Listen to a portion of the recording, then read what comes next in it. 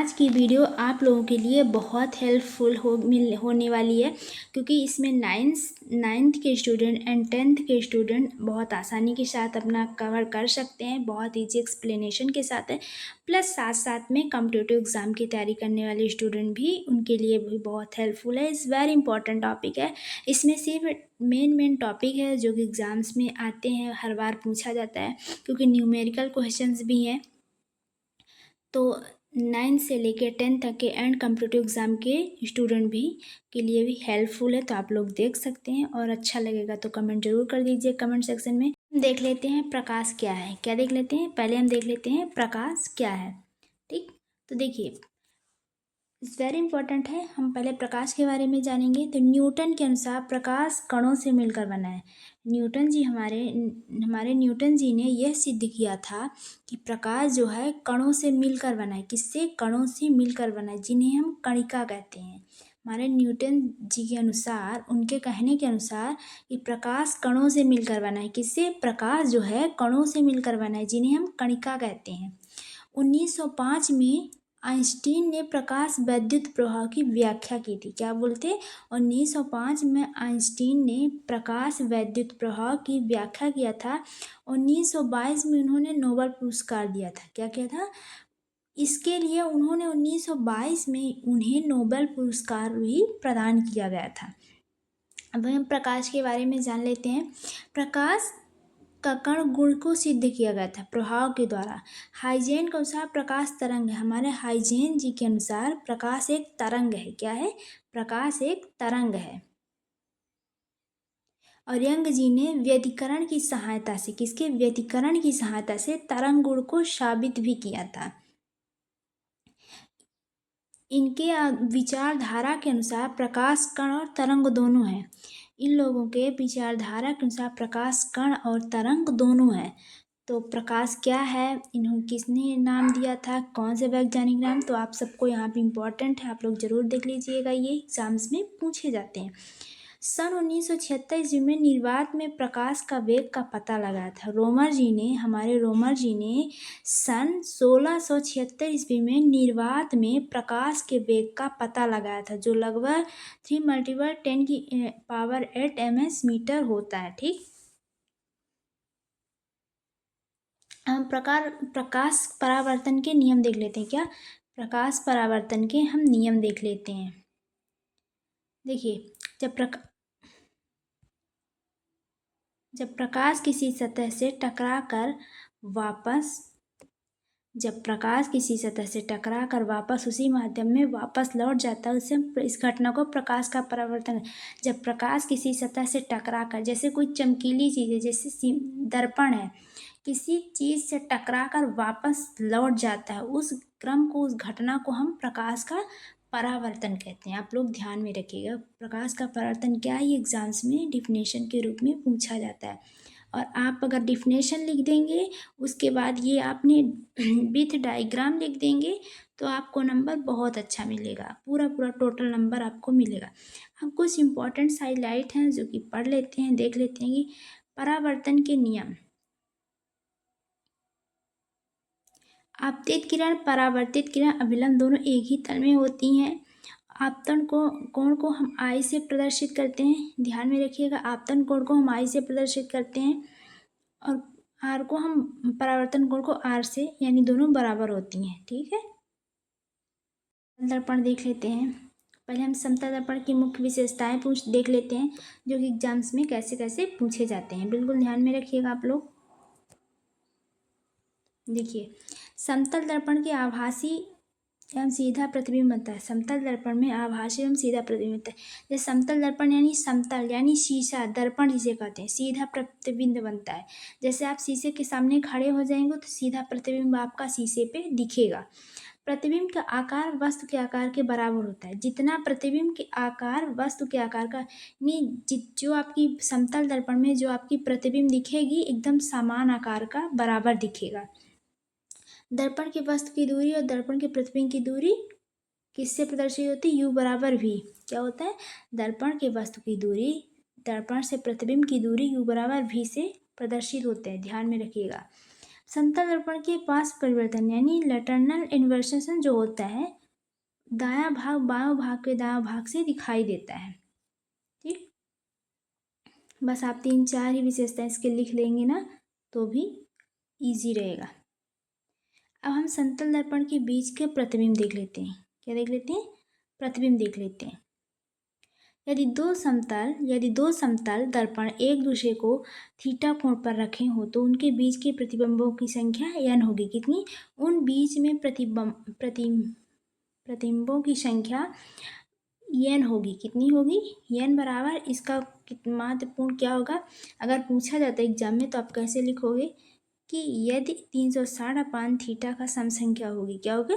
Theta का सम संख्या होगी। प्रतिबिंबों की संख्या के विषम होगा। क्या होगा? विषम। जैसा कि आप डायग्राम में देख सकते हैं यहाँ पे सीधा एकदम 360 का कोण बन रहा है। कितना? 360 का कोण बन रहा है। दोनों दर्पण समांतर होते हैं पर अनंत पे प्रतिबिंब बनते हैं। दूसरा प्रतिबिंब सबसे अधिक स्पष्ट दिखाई देता है।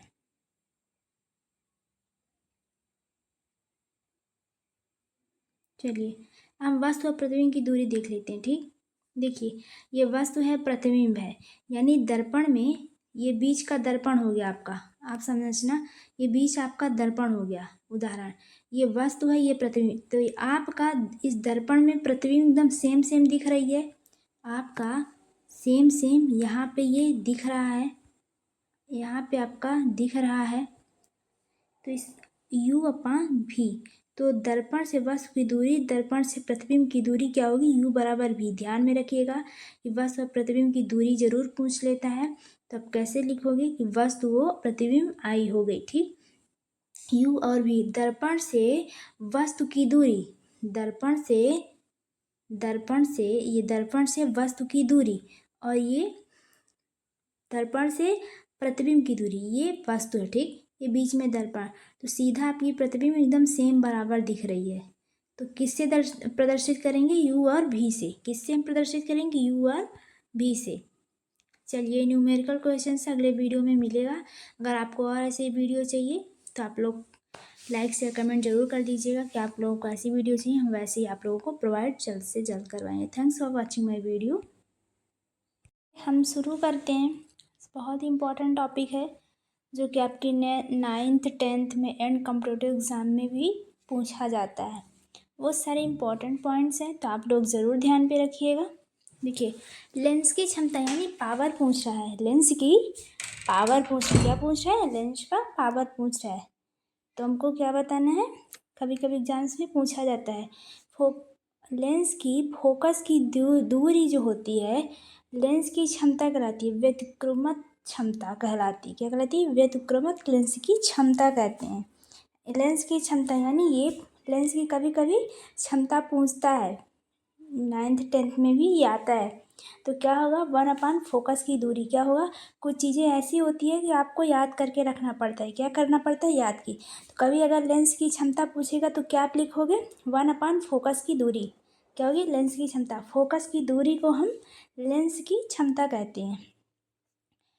क्योंकि जब किसी की आंखें वगैरह खराब होती है तो लेंस लगाया जाता है ना, कि दूरी उसकी माप सके, वो उसको दूर तक दिखाई दे सके। ठीक, अब इसका दर्शाते किससे हैं? मीटर को किससे दर्शाते हैं? तो P = 1/5। किससे? P = 1/5 से। ये मीटर की स्थिति में होता है, इससे हम दर्शाते हैं। इसका फार्मूला होगा। इस वेरी राइट आंसर। ठीक, आप लोग ध्यान में रखिएगा। P बराबर 100/F सेंटीमीटर की स्थिति में होता है। कितनी इसकी दूरी कितनी होती है? P = 100/F यानी सेंटीमीटर की ये दूरी में होता है। यदि किसी लेंस की फोकस की दूरी 10 सेंटीमीटर है, इसमें क्वेश्चन है प्रीवियस क्वेश्चन पेपर, वो भी हम कराएंगे जल्द, लोग ध्यान रखिए। अब चलिए हम यूनिट्स देख लेते हैं। एग्जाम्स में कई बार यूनिट्स भी पूछा जाता है, तो बिल्कुल ध्यान में रखिएगा। देखिए, लेंस की क्षमता यानी लेंस की यूनिट मात्रक डियोप्टर होगा। क्या होगा? डियोप्टर होगा। लेंस की क्षमता के साई मात्रक। ठीक, उत्तल लेंस की फोकस की दूरी धनात्मक यानी प्लस होती है और इसलिए इसकी क्षमता भी धनात्मक ही होती है। क्या होता है? उत्तल लेंस, अवतल लेंस जो है उत्तल लेंस की फोकस की दूरी धनात्मक होती है, यानी प्लस में होती है, तो इसलिए इसकी क्षमता भी धनात्मक ही होगी। ये यूनिट्स है, यूनिट्स में पूछा जाता है, तो ये चीज़ें आपको याद करके रखना पड़ेगा। कुछ चीज़ें आपको याद करनी पड़ेंगी ताकि एग्जाम्स में आए तो आप लोग क्लियर कर सको। अवतल लेंस की फोकस की दूरी, अवतल लेंस यानी जो लेंस की फोकस की दूरी है, यानी जो दूरी मापती है, ऋणात्मक यानी माइनस जो होती है, इसकी क्षमता भी ऋणात्मक ही होती है, क्योंकि एक आँख से जितना लेंस से जितना दिखाई देगा, उसकी फोकस की दूरी, क्या पूछ रहा है, फोकस की दूरी पूछ रहा है। अगर दो लेंस जिसकी क्षमताएं P तथा P2 है, क्या पूछ रहा है, अगर दो लेंस जिनकी क्षमताएं यानी पावर P1 तथा P2 हो और एक दूसरे से, क्या बोल रहे हैं यहाँ पे, एक दूसरे से D के दूरी पर स्थित हो, क्या पूछ रहे हैं, D की दूरी पे ये स्थित हो, इन दोनों लेंसों की समतुल्य क्षमता क्या होगी, P1 P2 D, इन दोनों के बीच की स्थित दूरी पूछा है ना, तो क्या होगी, तो इसका डिफरेंसेस आप लोग दोनों लेंस की, तो आपको कैसे लिखना है, आपका ये यूनिट्स है, यूनिट्स बहुत बार पूछा जाता है, तो आप लोग ध्यान पे रखिएगा। अब चलिए परावर्तन के बारे में देख लेते हैं। देखिए यहाँ पे अपवर्तन, ठीक, देखिए यहाँ पे जब प्रकाश एक माध्यम से दूसरे माध्यम में प्रवेश करता है, क्या पूछा है कि जब प्रकाश एक माध्यम से दूसरे माध्यम में प्रवेश करता है तो हम वास्तविक पथ में मुड़ जाती है, इस घटना को अपवर्तन कहलाती है, क्या कहलाती है, अपवर्तन कहलाती है। जब प्रकाश एक माध्यम से दूसरे माध्यम में प्रवेश करता है, किसी दूसरे माध्यम में जब वो प्रवेश करता है और अपने वास्तविक पथ में यानी मुड़ जाती, वापस वहीं पे टकराव करके वापस जब मुड़ जाती है, वापस आ जाती है, इस घटना को अपवर्तन कहते हैं। देखिए यहाँ पे विथ डायग्राम भी है, तो आप समझ सकते हैं कि जब प्रकाश की किरणें जब वापस जाती हैं और उसी मार्ग से वो आपतित किरण यानी विरल होके आपतित किरण यानी अपवर्तन होके वापस मुड़ के आ जाती हैं, वापस रिटर्न हो जाती हैं, इस घटना को हम अपवर्तन कहते हैं, ठीक।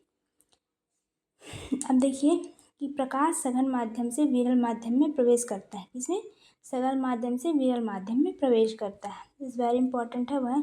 अपवर्तनांक के नियम, इंडेक्स, रिफ्रैक्टिव इंडेक्स, जो कि इस वेरी इंपॉर्टेंट है, अपवर्तनांक, ये फार्मूलाज आते हैं तो बिल्कुल ध्यान में रखिएगा, इस वेरी इंपॉर्टेंट टॉपिक है।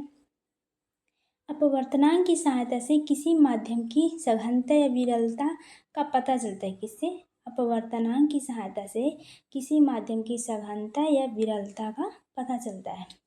अपवर्तनांक मात्रकहीन और विमाहीन राशि है, क्या अपवर्तनांक जो है मात्रकहीन और विमाहीन राशि है।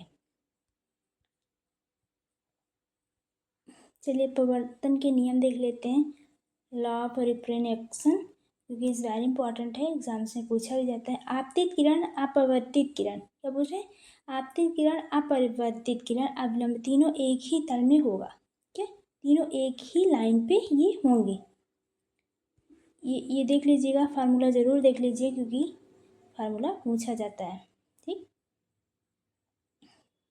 आपतन कोण, यहाँ पे देखिए साइन तथा अपवर्तन कोण का साइन जो अनुपात है वो हमेशा एक नियत राशि में होती है, कहती है एक नियत राशि में एक ही पथ या मोड़ पे एक ही लाइन पे होती है। अब इसका फार्मूला अक्सर पूछा जाता है, तो इसका फार्मूला आप लोग ज़रूर याद कर लीजिएगा, इसका फार्मूला आप लोग ज़रूर याद कर लीजिएगा। इसे हम स्नेल का नियम भी कहते हैं, कभी कभी पूछ लेते हैं कि स्नेल का नियम किसे कहते हैं, फिर अपवर्तन का नियम किसे कहते हैं, इसे हम स्नेल के नियम से भी बोलते हैं, तो ये चीज़ आप लोग ध्यान में रखिएगा। अब पूर्ण आंतरिक परावर्तन के बारे में देख लेते हैं। इंटरनल रिफरेंस, जब प्रकाश सघन माध्यम से जब प्रकाश सघन माध्यम से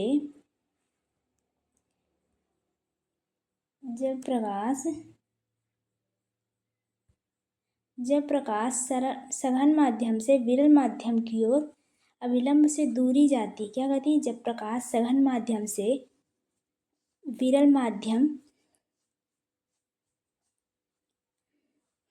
जाती है तो वह आपतन कोण ऐसा होता है, कैसा, इसे हम क्रांतिक कोण भी कहते हैं। क्या बोलते हैं? क्रांतिक कोण भी बोलते हैं।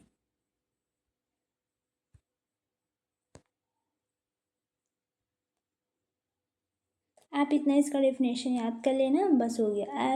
विथ डायग्राम, बाकी इसमें ज़्यादा न्यूमेरिकल क्वेश्चंस नहीं आते, बस फार्मूला ज़्यादा नहीं है इसमें, आपको ज़्यादा इसमें याद करने की जरूरत नहीं। बस आपको इसमें अपवर्तन, पूर्ण आंतरिक परावर्तन में आपको डिफिनेशन और विथ डायग्राम बस देख लेना है एक बार अच्छे से।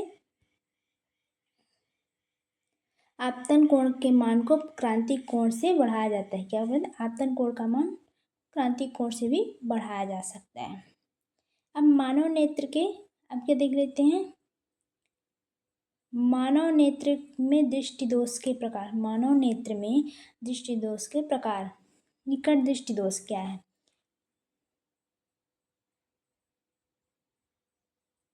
इसे मापवीय भी कहते हैं। क्या बोलते हैं? मापवीय भी कहते हैं। ये निकट दृष्टि दोष को दूर की वस्तु दिखाई नहीं देती। निकट दृष्टि दोष यानी दूर की वस्तु दिखाई नहीं देती है।